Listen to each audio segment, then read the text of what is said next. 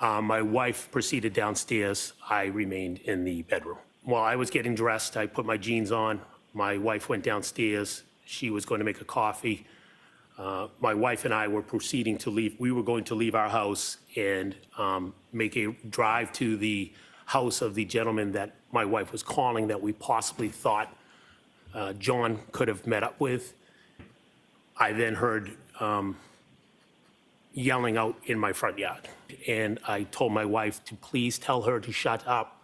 She's going to wake up the whole neighborhood. I don't know if she got all the way to my doorway or my wife walked out, but my wife had said, I was actually relieved because I was like, not thinking what happened to John happened to John. I was just thinking he was on somebody's couch. So I was like, good, I'm not going to look for him, thinking my wife was gonna go. My wife said she's gonna go with Karen to go find John. I did not go outside. I did look out the blinds of my bedroom window, which is the closest to the driveway. I had mentioned to my wife before she was leaving the house that No, I'll allow this. That- What were your concerns? my concerns were she was going to be driving with Miss Reed in their vehicle, in Miss Reed's vehicle, and my concerns were that she had a broken taillight.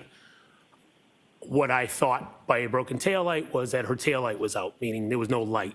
And I didn't think it was a bright idea to be driving around with no physical light on the taillight. The next time I spoke to my wife was an hour later.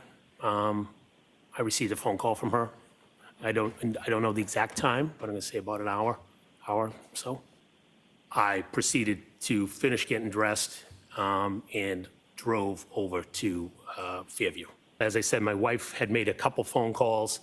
In one of the calls with Karen Reed, she blurted that she broke her taillight, cracked her taillight, something to that effect, while we were, while Jen and I were still in the bedroom and she was on the phone.